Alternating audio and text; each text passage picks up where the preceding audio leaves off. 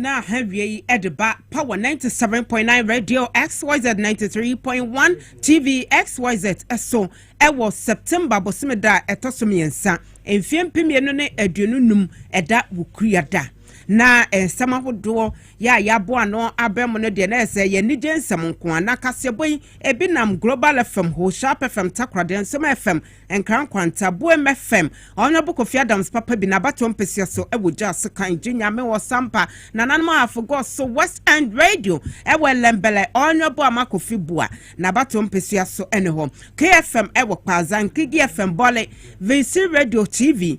dunkono fe no mo efa Kasiebo bi Rich FM asinfo so high radio bechem Oti radio dambai Wempa Sampa Windy FM Pusiga Bono FM Sinyane Sunset Radio Nyansapo FM Shama Wamo FB ya was stages drama no ya wamo FB Apostate FM Virginia America Memo Roko TV so Daisy Radio wo Italy Adam for Pa Radio and na OPD Radio ni nyina UK Loud Silence TV Kavitela Papa bi and na pam for wamo FB America Memo ni my Ghana ha afe tuning out see ya Power 97.9 Radio SM online so FB multi TV radio boss na so Radio XYZ FB ya wo information center sapodo ewo yemma mu a woman so efa Kasiebo bi Facebook Power 979 Radio XYZ TV XYZ na afe bepose ma na manfo come page ewo Facebook Kasiebo obenya bi ahwe ewo home YouTube XYZ broadcasting Kasiebo de bramu emu nsem tutu ye beto edwabi enese Nipa bi ade adesrade atudwa se aye new job in South embrahye bedwane nsem bi okanse yakwa Akwatia baso no mpemfo hwe so be resign e afi embrahye bedwafie ho na enra MPP amayokuo no womo anim agu ase na woso no etese na hoode nyina senti yesan bo womo hwe ho Akwatia bio anije no gusu ejina mu sabre ya ne mu kase saso ana owura Rashid Tanko ade tudwa se ehun behia pass se ayo owura Michael Ochribefi bepa Ghana fo nyina acho na nsem no owa adwenkyira wo Kasiebo mu yade mawo lawyer Bedi Akubedu ya omanfo Akwatia eje ne tumu eto abama no wo se eya sedanko a wodamose Saso ana Ghana mampanyi achem so sure de toye se aban sase ankama yentono ene so hye no pagya namum no enhyehye ebata ho His Excellency John Dramani Mahama to as Ghana 42 mabunu ese ye democratic abimamin kabino ye mo ho ban Saso ana meka say adisha ewo eye ochrewa enso eni agpapa ade ne be ye de mama ade ni je Abraham honsam obete Kasiemu ensam ne bi kan no mobete ewo ye Kasiebo emu enyumako bi bo ye chidom na ye de Kasie ye bremo ya dia asidani bi ema ex natural mineral water me patcho enso krojen Food and Drugs Authority eso aje adiatumu enti ene isel pensu pa adiasuma wo a nhwe ni fa nhwe benkum eno ane so behwe no afrese ex natural mineral water no yemfa bi embre onanom esane se yensu pa no ma eboa pa dwumadie bi a obedi no hwe se awowo beja no ebi ena wode momo chese ede anonom unya bebi a chese melcom shop bo a obenya bi atosa so na abadwumakuo man so obenya bi obetimi so afre na ye de dodo abrewo fre 0596273546 0596273546 bebi a obi a ex natural mineral water ye di ebi abebro sa so na enei so pe bia obekọ akwaje ayarhwe kroje asenkeke bi anim na yade no mfa bi enkofie di asimpa pampan na ko Solar Natural Clinic ho me pa chomo aye nkra kokomlemle ho na so muto mudi omudwuma a doctor fo nim dia nim de fo pa ewo ho so du a ombehwa na ho ato sanso no mo mfiri nduro nso ebi ewo nti yade bi te kidney ho nsam na fe liver ho nsam sanso na wo ho nsam ko na omunhwe na so honto saso na yade bia tete wo no momodin afako Solak Natural Clinic na omunhwe mboa na ho ento yie pa me pa cho from ewo 055 3932 631 na no mo enkasa saso ene ne se bia wodi na aduana hye so na je se waya ko chawiyefo boba na boba nyoma enkoyie emfa mo adrupa mekanfo adiama no eye lefket capsules we no efi medimosis akache medimosis de se nyina nim se waye ndru ache so ba system no ma ye ne 30 years and above wada ho esum Ghana for ene ntie ne osise be na digestion betimi take place na fenso metabolism no ebeye adwuma saa so na bia se nyoma bia a chokko ni padua ni ma ha wo no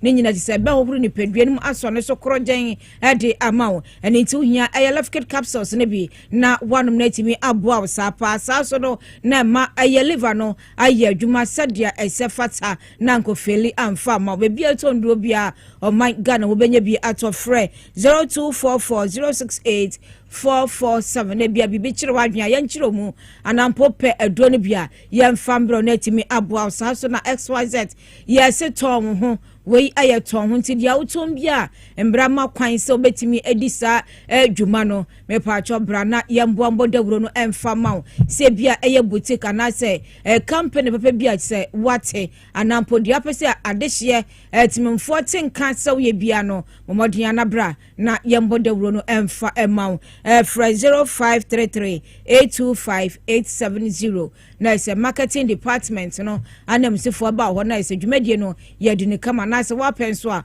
obetimi aba na che se dawuro no advert no ya ye edi amayehwe onimbra na ye nsomo ewo sa akwanya no eso nwekuo bi account brepem no ye de omo nsam so no ebetudwa edi amawo awie Kasiebo mokote beka for ya de adwane ye de somo eyeme be po so hema na ya fori wa amafo komai agudie papa bi ladies dembols enafe akuya krantama afe yanye mre na yentie Kasie no emu entremu enra na tese o my Ghana ye democracy na se kabi mamen kabi ya ye de eye adwuma no ye san eso hwe bio ewo Akwatia bato MPC so esa na se by election ekoso ho mra hwe bedwani an wote adwum ema manfo Akwatia no potem ns kumi woto ananan mo wonse adunti na se de o meya mamra nhwehwe etie no eze se ye to aba na yeyi anamusini ye obesi o manfo wo mo ewo Akwatia abato MPC so anamu ebo mrahwebedwam na abato no de na tese empenefo koye sa se MPP amayeku atete apansam yi emu mpenefo Dr. Mahmudu Bawumia wokoye pene wokoka se ane siwahu NDC fo womo ana mrahwebedwani anu wotehwe womo ku no sa se womo ma ne pressure pa de ne kogina court na de eno ka ho bi Dr. Bawumia kokeka sa ho pena omanfo moto aba ne se hwe wo ka se this time no ya the emotions ne to aba wo hu ka wasem fa o message bra eti Dr. Bawumia said ya woka no ye hwa wo no Ghana ma yosemu wo ba ebeji edin esai abato ehun nsem a menti ase mede kokoto you and I were not there eno na mamanfo ehunu wo free sabe ne bakra wo na mu sa akwa wo ntumi nya hwe amayosemu wabon so hu owura wono so koye ekwa keka ne de ekototo ayampia saa Dr. Bernard Champo mu nyina ko mai pani akufo ado mu nyina ekoba fa ho ya na chese wo mani abre se Akwatia street ne de wo mo eje ena wo manfo ne se mo hwa se ne ye ba beyen ebe mama tia se 2024 aba no ya nto amamu Akwatia ha eti endi samayekonde womo eto womo boase ene womo message womo edema amanfo na abrantie na wojira mu ede ema eye MPP ekwa eye Solomon Kwame Asumedu wa ma me yehwe ewa batuo no emu enti ase no Akwatia man same asemu a lawyer Bernard Bedi Akobedu wode to dwa BBB eno ena eto womo asum ese anya kra na aban na ne party na wo aban mu eti obetwetwe mpuntu aba eno da nkyenya Akwatia man womo hia se na NDC na MPP nemum womo hia empuntu nipa obetwetwe mpuntu abreye na yepe nipa yebetumi akọ ne ncha abri bi akọka ya sema kire no nemum nye obi akeke wone nam ho a Dr. Bawumia di na china Dr. Bawumia nam edi sa atofibia wono ba bi onam kra wo hu na wo kọ benkunko nifa no womo epe obi oye serious a wo personality a obetumi atwe mpuntu abrom nti electoral commission na adu desuo mu sade enra ye ne mo nante wo ha Ghana fo ye kasa fidie ye kasa mfoni sonom ana adubrem na electoral commission wo mutumi ede results no etu edwa na ekowiase no NDC candidate nya 18,199 na afa MPP ni na womo number womo party atete apansa ye nipani bia wo mu a wotu womo fo Kenya nsasam kire womo no Solomon Kwame Asumedu wono sinya 15,235 ewiase no na ese lawyer Bernard Bediako wono ne yede ahenche no asoa no na wudu Akwatia mpotamo afiti nura na do abesi sabre no enya asem keto jubilation be what say womanfo atie simonte so womani ane party papa NDC de ya attractive eno ana yepe na yeto abakra ne Frenchi mu ewo Ghana ha MPP de nya de omo beba power da etsa say de bia enwuamu na womo ewia na womo tumi anya ye emase yato abamom na pa say ye di yeni eto ho se obi ani da fom yeto abade MPP de say womo nwini elections enti Akwatia man womo ani age na ni je no mu no yeto yama ne bofo gumu enra womo guso wo grounds eho de ekoso ho ye twese ye benya akwa kofida kon ewa homa so na de ekoso sabre ya ye ne mo kasen ewa Akwatia bato empesia so no wode ebebre na emom sese enyumo enam monte so aye honorable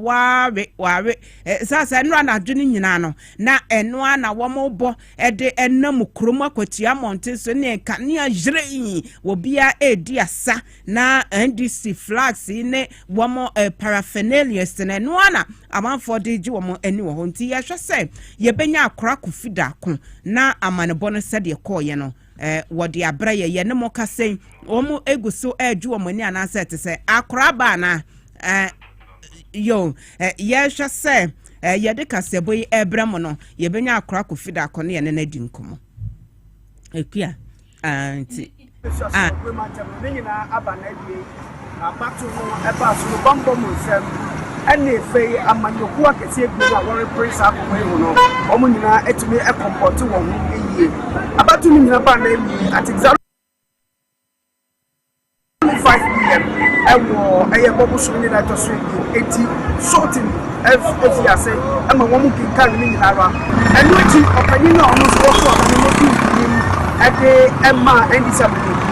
lawyer Bernard Bediako nso bi nanu bi sem etugwa ewo final declaration center honoma eye biai honum e na wodi ehun nyina ebetugwa. We've always said that, you see, Akwatia's name has always been with regards to mining.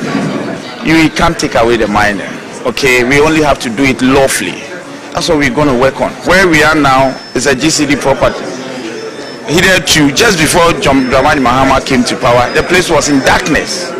If you recall, we did the same coalition here and we had to put on some solar panels and all the lamps and all that. Today, and it wasn't because of the by-elections, it was even done before. Today we have electricity. Yabesa back to sa amaneboy na yankwa masa crack fida kon de owo ewo ho no wo de abre akra aba. Yeah, me people so. Yo sesi Akwatia mpotamo etesen den na obetimi reporting. Very well. People so be premo Akwatia baton pesia so eye nije na se kitima na jofa abaton no social so ebetu gwani nyina bepim sabre no enije na akoso sabre nyina ebepim sabre na ube premo Akwatia baton pesia ne so eye NDC officer nyomno woguso aworebo ewo ho enije wokom adiba ko amatimi akata nsachrai aba ewo Akwatia baton pesia so has to do with security police for how much chembe said your song the police for one every crime esanse wo no wie wo adwuma and bibi boni biara nso so ensiye kakra ka chira wo mo so mo hwe se obeprepare chire no eno na erekoso ewa Akwatia batom pesa so indigens anaso manfo na nkasa nso so no akoni abedi se de biara da wo di wo adwuma no eno so go so a erekoso ewa Akwatia batom pesa so people so exclusively and live for TVXYZ and Power FM no the freshest and newest MP elect for the people of Akwatia batom pesa so a lawyer Bernard Bedi Akubedu lawyer BDB or Mincheha na mini nini komoti media zantem honorable elect ya Mohamed Akwa Baba TVXYZ Edima first of all ya mautini kwa etida obi bebi sa se na wani da so pesa nkono bi ebeba kwan bi aso wan se obi en ho kwa kansie mo oyinze obedi nkugu a obeko ene ya ni dika ne to so ye nso no e kan da bi asa agwe ya wo mu kaka oye amanyosemo ye campaign e be ya also tumi ti adwuma na ya ye no ene ye feel kwa the strategies e dey go akwan mu to get feedback every electorate no hono feedback no na check ampa ya se no ma dia to prepare eti ko kwa se nkudi dey so mo ne me interviews people victory no announcement na ana pra about the way na I kept saying that we need it we need gab na na it's one man wo gab ligi among ti ba me gab ni bia na odi amani aman pa okay mamu bi sa wo manfo no anopenye ni wo mu di nkomo ade ba ko na worry ka ho asem has to do with development ejuma the idea of wo mu so wo bridge bi ani ni man keten and now woman to get a woman has to do with the president and national party in the power. And you can development and how are you going to do it? Say, Ubasha and put to Akwatia batom pesa. You me that say, send our kana. Your message is very simple. Push it, and your money and your be member of file. First of all, the capacity. Secondly, the connection. Capacity is the winning representation. So you be odi panu hwe ni skin ne pan obetimi agina amam na mo ha obi an or yet that article otimi nso lobby for niema esem because problem na di obi ani oba ye pan out the fast we were here e ngu suku ta enya ya na ke guso yeah but the microphone dey obi areka so me ha ye solution no ni asem the treasure we are representative of the people you carry their problems on your head. Then you have me resolve your more. Carrying their problem on their head and then making sure yourself resolve your more. Now, see and say, Ubiti din komo baby or how no. Now, new year and the solutions never. Now, on my friend, in that case, you need to be articulate. You should have the lobbying skills. In you for MP will be as I said. Undoubtedly, you'll be out share the communication skills and the lobbying skills that was top notch. We are no, we also a Kasakwa free movement. It's we are no one have the connection. Say, you can be to me, Ayana. You will mirror in here. The general ways and me articulate and me so a war skills are meeting their lobby. Secondly, connection has to do with the power. Say His Excellency the President of the Republic is in power. It is all the connection a bit me ama me tene me ho awia paso so be film beba e gina se ba bi a wodi nkomo no wo connection wo eno na process e ka che o eno so na na ye tesika ti me de ma o na o mo say okay development ne dey ya so bo bebe and this ade a ye nim ye ne se be ka se ma yin tin ye ye yan kam mo nia ye pese ye ko ba kru ye mu ye sorry anopa. What is it? You may be obeyed, a problem. Okay, so Mammy briefly, and common maybe the issue of Galamsey and Akwatia, a mining dominated area. Honorable, we are lawyer in Kwambang, so no befa, then I should say, Sir Galamsey, and can be a bit me actual one Akwatia, saying to us a crack. And I say, I have always said, mining. I friend mining. Akwatia to be either. Now, if I can see a giant mine and Akwatia, Akwatia and a mine in the teacher. Now, mine and you want what you will not do in a very illegal mine. They will legal mine in the BBS for and say, they were not quite. Say, may yellow cases are my for mining who be a no problem. You see, as I say, I would be a man penny and take it from me, not even a member of Parliament. But here, say, even if you are a wahi, that's a good shot here. I will see it. Namina the attend. But who true? What catastrophe? Why you saw you outside the country was my effort. It's in the what I have identified. They say, Open says you can master for police for after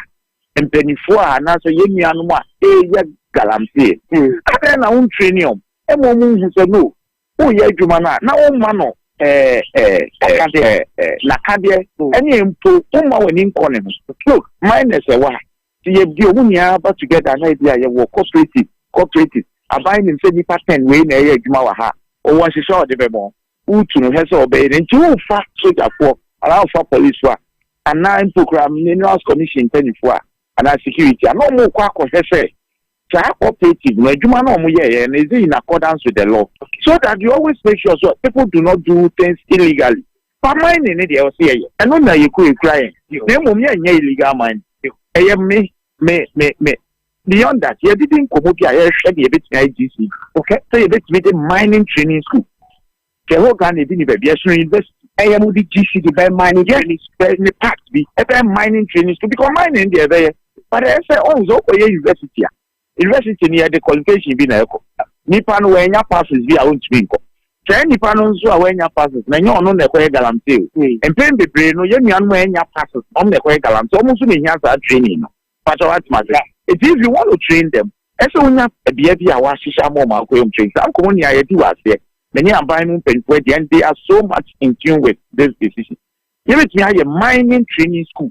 no dey nipa no go school da cry in so far as say he has educated and the apple. But in so far as I do more any mining, you be training, you be training, send you, we are. The government a special code as a government, as you said, you might be. And to be or you may be a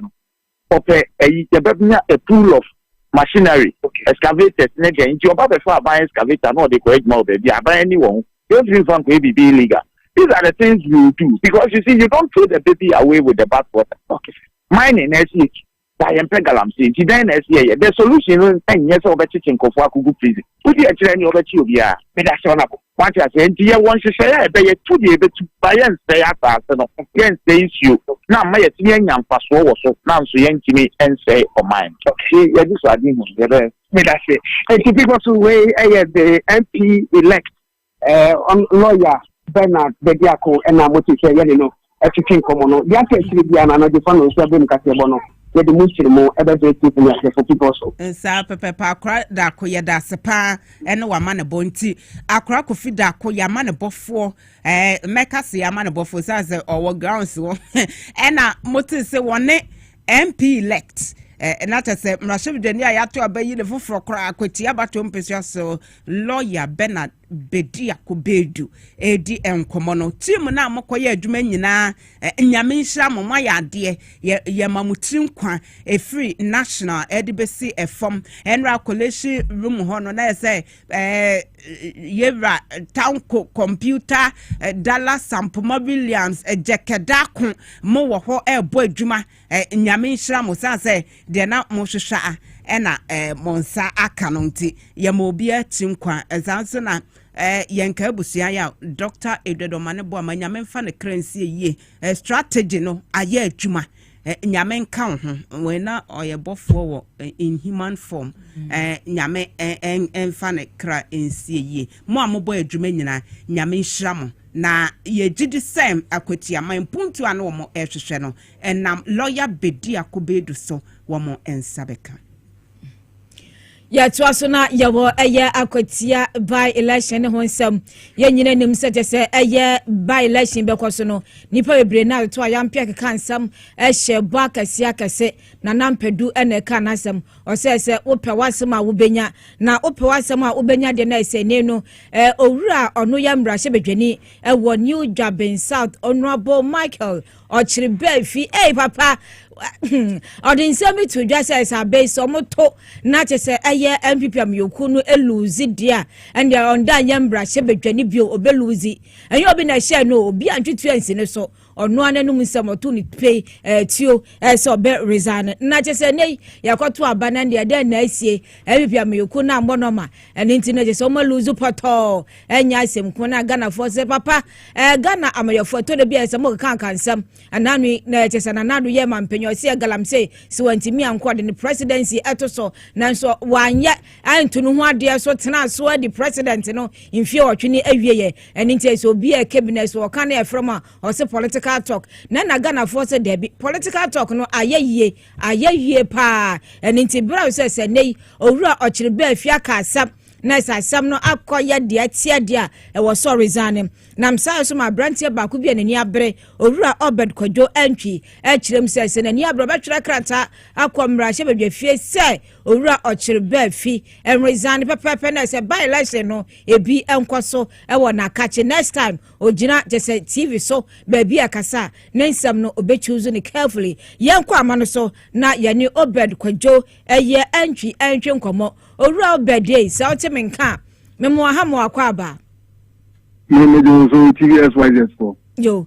papa nanka semi de sanka ya gro campaign de obi atimi kabiribia na de no wasomu a wo twene tan se owura Befi en resigning yes me am da say me tell me say uti TV sequence na ekos na except na ekos wo nu abo o se Befi nsemu a he was categorical or can if you be in prensa eni bi so se me tibia no se entity ni so a obeja na kunya ni mu ato ho no krobie se ho asem na ye kan sisi a is no more a matter of law but say we can be for say we say no bibipa say morally no so mo apodi o principles won send bi o mo be kan ko so we pani ani a wo be kan so so bia no so we timi ahwem we so bi say twi ni so won timi an so na so we jan sa na se anya wo hwa na tese ntimi man ye tro mo say politics we timi kan se ni akeke na be ko bia enposition eni nti na ma ye kuti sankrata na ye hwa we ye nia edikan amayofo no mutimi ka kan se mi se ya wi a o se political talk enti adenti na we die mo pese mu di akire yes you di akire because now the issues of enra into interest and maybe an into one among because the dia ni your president and can dey share the future na dey aye e wo mi say yes depending atwem from both political parties in the candidate, but I do believe I see a share free the and send the CBT quite. Now, integrity, a value, a Ghanaian political space, no, because I agree with you. Because on your honorable member, it is simply all can be a number so wanting or can't answer. When it's a Kadia, not just as an honorable member, and so yes, I have a paper. And this idea is using the Parliament has a some honorable, it means something is a mess. Ira Okaka. And meeting Ama Yakan was an intima community, and the Yakan was the next generation to come. No means yet you could deal and non politics. And meeting Ama to Sanamon. Mo petition speaker, Diana Mopese ni Maniano, or ye awa semi who ademamo. No, in matters of law, you don't mean binding is truly, you not bound based on Article 97. In law, no, you cannot hold him to it. Or no, unless on one case honorably. Or G2 is resign based on this Semawaka. And now take the petitioner, we are urging him. It is not mandatory, we are urging him to do as he has said. Send your work up a paper. And then I yes, and so on ye, so you be young for how did the minima or say, Simon be part, man from Binyan BGG, and it's a yes. And this one, young so they are any or the right of resigning, and after on resigning, and maybe one thing. Into the rest, no one conscience. Yo, Owura Obed Kwadwo antwe beda ise onya bre na oni akasa e wo sansemi ho enti ye hwe se bia bibi fufuro bi jese muntimi anchechere ne mara kwan so na se be hwe se politicians de bi o meka asem se ya tra no ma fam ho adi esa okay am se we fi ahoma no so ye da se onya bre ne ye kasa ye na wo sansem kruye mu no sansem se de ye ka kwa nyina no Owura eye Mike Oliver Cavill so any TVSYZ Power FM twem komo e wo sansem na nsem no so de tudwa e wo hono mama yentie bi Ata Commission Center hono na be si bi bi ho de mom be si na o tra ho e de mom e da me say omo free no free omo party coalition center say agenda dey. The head him say Otman Kwa Ochana for the resignation in the two. Now Mr. Speaker, I declare of it. Region or the man of pressure. Move up the staff. And made the whole history region. We have backward demonstration upon demonstration, man of pressure, because he said, Otojakunana Biato. If you say 777, it was a yeah, man, yourself. It was a semifua, 7 years to a bamo, represent here. Said almost 80 did the creme of put in custom and figure now or try only any out there and a number. Whatever pressure to know. I'm a designer. Now, an example, am I as I want to me and far addition quite or more has as a regional and the pressure the better so. Yaya Crado, as a by election, this is Pierre or a few months of my sin, or Yaya Crado say, legislature in the NDC. Una just say no no or show bonkasa bekoso ewo honorable Ochribefu next time okasa obekasa na setimi aboa na sansensem ya nso no ye beto aso na yakwa amaso ye ne Dr. Jonathan Asante Ochre enso enwetwe nkomo na ye mbusa se sansem ye kwa ebe nyina no se dia na politically ebetimi aye de afam se ebetimi abibi ana sempo ne nya ne sa nanko because ombekwaso atwa ntro sebe adada Ghana force ewo sansem ehu aninti ya hwe yensa eka Dr. Jonathan Asante Dr. Mbacho timi nkama wa ha yo Dr. Mepacho ya dansi wonya brana ne ebekasa ye busa se amoyofo eto ebi amoka nsem na ononyamfo Ochribefu nsem wati bi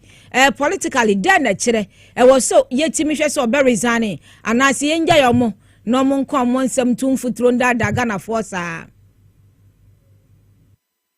well nke ka maminchie wetiefo nyina ahwefo ewie ye ka nke social contract and as you know se kopie quarter you said that there is that evidence to that effect but the point too is that it goes beyond just merely in the words. He has a contract with the constituent Omutu Abayedemano also so our contract with the party Ankasa mother party na no na akoyinika but at the end of the day no what the party aba now so Kasa bisa no it is born out of political enthusiasm, the euphoria catching up with you no we no baby or no eka nya emfata any idea osha wunti you don't have control as to how and manner nipa deseni atuaba. Yours is just to do your work. If it goes your way, fine. If it does not, that is what it is. Way and your persuasion, and you've been in persuasion. And until you say, oh, quack campaign, now a bit to me, aquamamwa. You don't utter such unguided statements. Tana before I forgot to abano. A branch of the MPP needs a communication point of view. But first, studio a car say, send and Mahama Ewinia. Obaba sa studio or na wodija because you gunu so no wotwaja atu no abra no so ye no wontimi anya sa intino we no I don't know how they want to go about it but a party that is suffering that is hemorrhaging emoja to me say now we say onko omonhwe non resign no mo sankwa by election when they know very well that the momentum is on the side of the NDC enya bi omobeye but you see in the final sense, affect on one person's reputation. So I'm not lucky. If he should try to go again, I'm sure internal prime minister, then call for no ability me a unit. Some say, Papa Kwai be so able on one movie, no good constituency for so movie, no good party and Casaso movie because the principle no went to me and the principle no. And Chapa na or Diabano. Obetra Ghana force yensom esanse eye campaign mu na no nti bibia timisi nti amfancha na obukura kasan ko obekunu na so nti ne nkunu we dey say ko be resign nti ni ebeya yebetimi e dey acha no I think say already know the party is bleeding so if we continue on that tangent Enyadia Ebebua party. No. We need a strong opposition to put in check, the numbers that the government has. The government, this is just much ado about nothing. I don't think to say here. But on one hand, we say is going to suffer reputational damage. And that is something that you must bear in mind. Inti dear Sia Ninano, Bibi Awoma, Amayofo, ebetimi asua from say bia campaign time and I say baby I say TV so radio so no anya akwanya akasa ne adia ne dian and also mutimi asua efidia asi emu enumdwano omumbra na se ana ahantan omumbra na se omunhu say they don't control the mind of the people who vote for them. It is a matter of consideration, any hard work and other considerations. They shouldn't think to say they have control over the mind of these people. Now they should bear in mind, they say, Ghanaian voter or electorate is very sophisticated. And they have so many other considerations, so many other outlets to know exactly what is happening. So it is just an advice and a word to a wife. They say it's good enough. And, I think it's a warning to Amayofo and to whom a dorsal. It is just a matter of being a privileged position that you find yourself. When Mumfo is to come from church at work, I've heard, for example, in the same vein, Mati Yewa Afino Markets and Sembia Yorkase, political class. I think that he will have to stop using those kinds of pronouncements, those kind of phraseologies, and so use. When you say political class, we are not partisan classism in this country. There's nothing like political class. It is just a matter of privilege that you are serving in parliament, that you have become a minister, that you are occupying an office of a CEO and so on and so forth. It does not make you a political class. Such statements, at the time at the black or more nya start when almost 7 obia boy am a party no enya akonya aba aban ana say akọ opposition ana say we MP ana say we minister ana say we president. They should learn the humility of the president and the vice president and other ministers who demonstrate humility by the likes of the Greek minister, that of the chief of staff. These are the traits that will endear people to you. What you are saying, including the finance minister. If you don't have these traits, you have no business thinking of serving the people. It's I say, Abiatia, Obian Kotobian in French people too. So Uncle Kodi. People struggle and make their ends meet. It is a bresono some Kokotrabanamawa. You don't create the impression that you belong to a super class and everybody else is classless.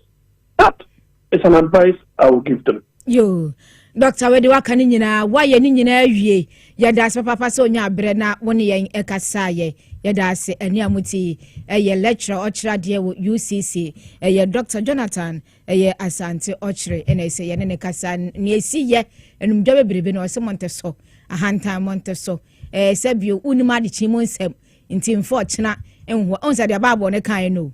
Unfortunate and the chin fan and one a Fabia or Casse. Oh, young fan channel, and what the men in Yadrin.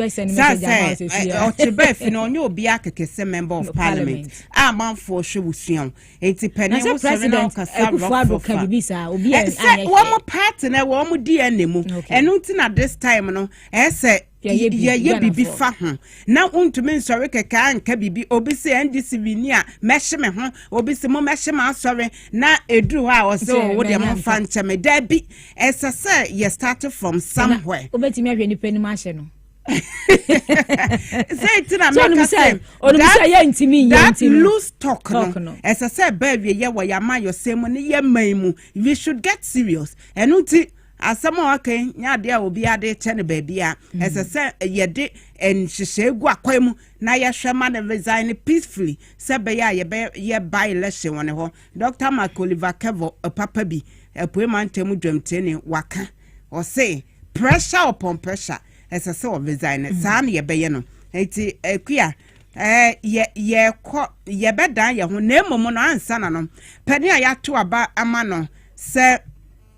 Mrasha bedwani wa Akwatia bato mpesi so lawyer Bernard bedi akobedu wado manfo mo won potam nyina ase se omadama wo munya agidie ebonimu na omoto aba ema na ose woni wo manim enko Mrasha bedwam wo se odanyankopon ase papa na bible na nhwe so pa na saa enkunmudie ya aben wo se ni nyina ye adwumaden ene ahofama NDC etitaifo ne mumpanifo munya yede ye eboa ye Akwatia bato mpesi so ema enkunmudie eba ye nyina ni mo se abatoe eba wie na tese MPP wo mo da fom so ne da ya wo wone nan ebo wiem ya tese chiniye no ebu nkama fa ne so ewo enra abato no emu na no na okase o manfo medabu nyina se ese moto aba edema me na ye hwesenke ebenya mark ewusi ako na election watch Ghana na ye ne no edi enkomo ensem yi ho na ahoma no ento mu sabre ye bedi dwa kakra ne ya dan ye ho aba ye ba de aka ye de beto am so apia yo na yamfa aseda ema abuafo a esiem no mepacho obisi wabie salon kakraka branches no so dawson ohu nti ope eye onwe boti nti wasua etire se bia kawura na se rasta nimba mepacho modern asobeko na omo adwuma ni bi enye fra eye 0246473271 na wonene nkasa adwuma no ewo ha acho na esenkirehia watimi aboasa so na mensaka dwumadie no so da so ekoso do fofo no na modern asa so befa sika o phone so dia show botomu enti dar star star 274 hash star 274 hash star 274 hash na wachuzu power fm na feje se eye diaka no watwa bi 550 cities dia je so betimi atwa bia wotwa ne kase no na sika no so eye kase ede amam na atimi aboa we eye sika befie enti power fm mensaka bomode asa wo so no wodu ho be shembi na atimi aboa so na sa batie mesraw wafafu wakwayare sabia Dr. Maules se wota ma so totobra bwani bomode na fo ani kiremu e wajante stop mother care na koto eye nyomane bi e ho nkwada ntade mpaboa bicycle tricycles ni nyina benya bi ho baby skirt baby chair na ise eye baby walkers ni nyina ebi o schools awodo so amoje nkwada ntofiwa ni mo de bedi agro ni nyina ko jante stop mother care na ko pebi etonkra ha na omo Spintex Road omo ben Pogas Furniture omo ne eye Absa Bank no edi animhwenti mesro ni ma no so na bono ewo fam atufo bo da fam moko modi anakofa bi na tisa woma akwada no eninje ope nkwada aduane anase diapers ni nyina breast pumps ubenya bi ewo from our 0244238477 na oni omo nkata saso na mega cash promo dwumade no so ekoso eno so phone so na ese mrantie amanfo anya sika sai na maye ediom ho agime pacho bisa kwacho oba kirechiro mu o details ni nyina onum twa papa esanse buan mani nya sika ede to no ho enti fa phone na dial star 426 star 5 hash na ese oso no watimi atwa na utwa ne sana ebebia ma box makomako nsia ba beguso ni nyina sika mu odu ehyehyɛ ase chuzu ba ko na yawdia wodi ya ne ese ne dia ma momo peke nkrenye fe na akogina bebi akogye wa phone so ni asane ato na timi aboanti kwaso na mega cash promo no wonso fa ho shembi mega cash lucky boss dwumedi no dibi na wonso onya sika de ahyo ye begina we so ni atwa hu te we ba de aka ye de ato aso amamo.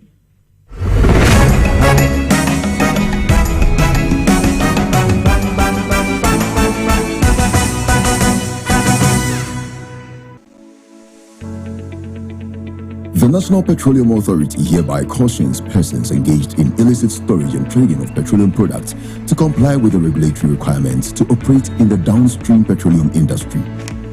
The NPA Act clearly stipulates that no individual shall engage in any commercial activity related to the importation, exportation, re-exportation, shipment, transportation, processing, refining, storage, distribution, marketing, or sale of petroleum products in the downstream industry without first obtaining a license from the NPA board. Failure to secure the necessary license and properly regularize operations will result in confiscation of petroleum products, prosecution under the law, and decommissioning of facility. For more information, contact the National Petroleum Authority on 0302 550 380 You can also visit our head office located at Jolu, off the N1 highway, or any of our regional offices. Na area na ya obeya oda former son ye funu emunumuni. Oh Mr. Entry also yare ya titi bi ben fie pi nanso ne yemu nyono da se me chew no ahodo amato a me hunu hwe ya ebe ya nwanwa Menyi ni say what also tamfo Haxa capsules any Haxa mixture yanum bom kutia also no bia ma no anom anka ne ho ato no dadaada also dro de eno ani Haxa capsules any Haxa mixture ankom ni nchiremu also ye kura eto ye funu ene ensunu mu etumi a wo ye funu ekeka wa wo gire ho a enyi also etumi e ma wo ye cheko ebra wadidi awie so how eye also de a compare Haxa capsules any Haxa mixture nanum bom na ho ebeto pedudu atu a ko okanshi drug lane Kumasi Dani Herbal Takrade AA Mensa Anafre 02038228855 Apefo abatan ya wama won mofra no fo ene mofra woni mfiedu mienu enka ho Haxa capsules ene ne mixture all satan for edie age edwadie nkrato yi atom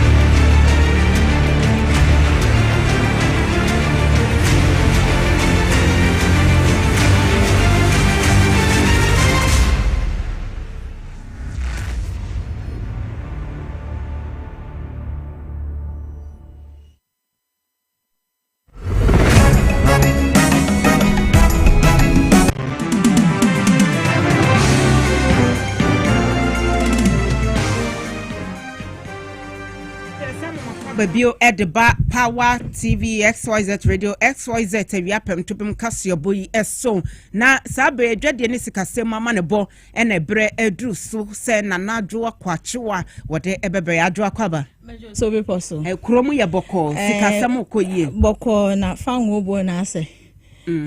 utobi acha na oh da bi anu akwamete se koso nasa sasa me de compare me bi de na sisi o ma be chechi ni me bi akeka bo mu anu ntia ama fa nwobo no okay na yankoi yes also ewo edwadie emu ensemu ana Chamber of Oil Marketing Companies nei wo mo ekasa echechemu se de nei ye kan fa nwobo no ehwiri akosoro ni enti ekofa ba ye nam so ama nei fa nwobo no ehwiri akosoro na Chief Executive Officer wono na woda Chamber of Oil Marketing Company ano eye Dr. Riverson eye upon wachechemu enyama hudu enti nei fa nwobo akosoro ye enti ni chiremu no ebi. We have 24 hours to inform the regulator MPA about our changes, and I always like to take the opportunity to educate the public that we just don't stand up and change. We just don't wake up and change prices. We go through the right procedures, and that's why even though this price should have been taking effect from today, but we are reluctant. But from tomorrow. You should see most of the oil marketing companies updating their prices because emails have been sent to the regulator about the decision to increase prices by a few percentage, 1 to 3 to 4. Now, Chesenia Yekotie ye Chief Executive Officer wano eno da Chamber of Oil Marketing companies ano Dr. Riverson upon eno de enchemu we atudwa se eba no fa nwobo entumu a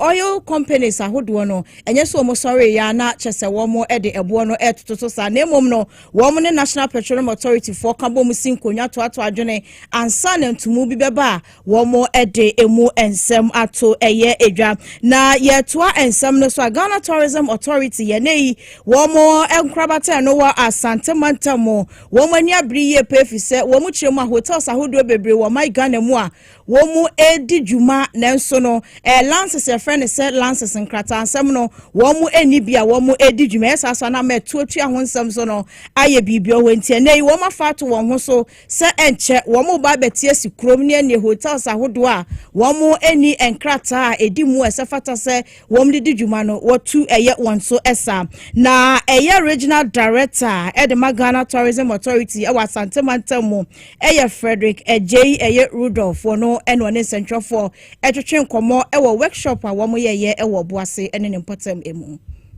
Ways that we are supporting them is to train them on how they can manage their hotel effectively.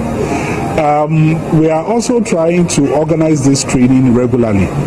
because at the end of the day, they can only be competitive when they have the requisite knowledge on how to manage their hotels. We are also trying to collaborate with the academia so that they can send their workers for training. This can happen only if the association grows. Most of them are not members of the association, so at times putting them together becomes a challenge. But what the Ghana Hotels Association is doing now in Ashanti region is what would increase the numbers in the association, and putting them together will not be a challenge. So constantly we'll get resource person within the authority, in academia, and even those that are doing it professionally to train them to be very competitive in the space. We've done a few at Mampong. Our next place that we are visiting next week is Obuasi. After Obuasi, we are going to Konongo, Agogo, and then Manso. Achasawei regional director at the Ghana Tourism Authority Asante Mantam Mr. Frederick Ejei Rudolph and what in Chemue at Jase Hotels I would Boase Konongo and an important mono enche one more eba two one so safe send krata and some one more NB and a one more ediment people so media jadium seminal omobe basa kakra you know Ashanti region for na ahye omo dia sentimi ye sure say greater Accra region for so no one more edi omo dia be hye so say be ya won be na hotel dwumadi ho nsem no etimi edi mu yi because ebi mo omo services nye kra okay yeah that's it eti edwadie mo amanebo ene sikasem edie ena nanadwo akwachiwa wode ebreye uguso etie Power 97.9 Radio XYZ 93.1 Osha wo TV XYZ we apem to bem Kasiebo information centers ahodo afabi ye wo stations ahodo a womoni edi Kasiebo mu wom so afabi ye abefum fidintinta so nyen nam ho na ye de ebem na akua yemfa wenwie ne yensome ye di we wie dia na se ye kai atiefo nyina se nyankopon aduma me de di edim ya yenua bema kin Nicholas papa yie no sememede na yede ehye so akwakoja no wo takrade anaje akwakora ne papa owura Robert nana ya sena tese nyankopon aduma memenda eni kwasiade no ye hwe na yakora na chi kura nti yesre adofo se bere no eso a yemfodo embodom na yenkonkoja yenua bema na onkata ne papa chi sedia ese efata na yade ensem no nyina esinti nyame yadom a memene da ye nyina ye kotakrade bi kra be di kan nyame yadom o china ne Friday boys ne beko na yedi echi na yade aseda kese ma Elizabeth go siesie ye ho zanso na edine Elvis wo mo hwe camera no ma ye Ella na fe adwoa kwachwa ama pomatiku ye do bia PSC Fred Green team ne nyina akua krantema ye bo ansem ya no ede ebremo ene maya nka ya wo ka ho ba ko se ode siglaus na yada Ralph na MPA ne Emmanuel Nete Abbas Francis Same team ni nyina yada mo se ewe Kasiebo mokote bekafo eyeme bepo so hima nana ya foriwa amanfo komai agudie papa bi ladies dembo senafe akuya grantman yada mo nyina se ama monity ne hwe